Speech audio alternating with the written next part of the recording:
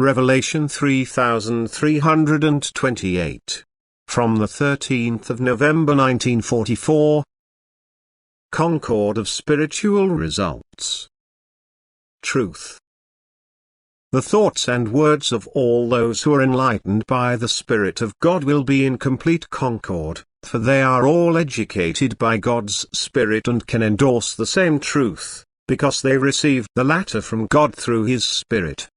But the concord of thoughts does not depend on people belonging to the same school of faith. They need merely spiritually be on the same path, that is, their life must correspond to God's will by actively practicing neighborly love. This awakens the indwelling spirit to life which can subsequently instruct them, that is, guide them into truth. But people who are spiritually awakened by the Spirit of God will mostly pursue different goals than those which are generally required by ecclesiastical organizations.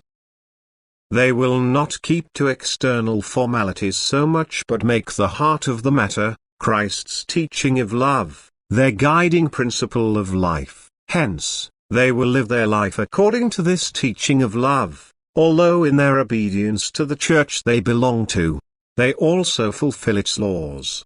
But the fulfillment of ecclesiastical commandments does not help them to become spiritually awake. Only the fulfillment of the divine commandments, which require love, does that. This is why someone not belonging to an external church community but living a life of love can also be spiritually enlightened.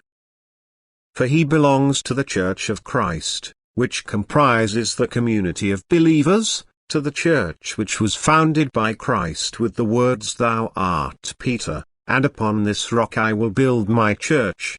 This community of believers can be composed of the most varied ecclesiastical organizations, for there will be truly devout people who practice love in each one and in whom the Spirit of God can work. But they will be of like mind. They will endorse the same direction of thought, muster the same understanding for spiritual problems, strive towards the same goal, because the Spirit of God guides them into truth, and this can never contradict itself. And the hallmark, the characteristic of the Church of Christ, rests in the fact that all members are of like mind, but that they do not advocate externally acquired spiritual knowledge imparted to them by fellow human beings. Instead, they have received the truth themselves from within, for even externally imparted mental information must first become a person's possession through the working of the Spirit before he can endorse it. However, earthly ecclesiastical organizations demand unconditional acceptance of teachings which were conveyed to them from external sources. They devise a code of belief the rejection of which they portray as sin. Thus people are not permitted to voice any opinion. This is not faith.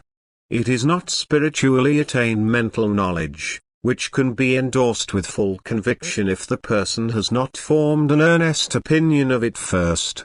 The Spirit of God can therefore not work in those people, since due to their lack of serious deliberation they do not provide it with the opportunity to answer their questions, to instruct them and to correct errors.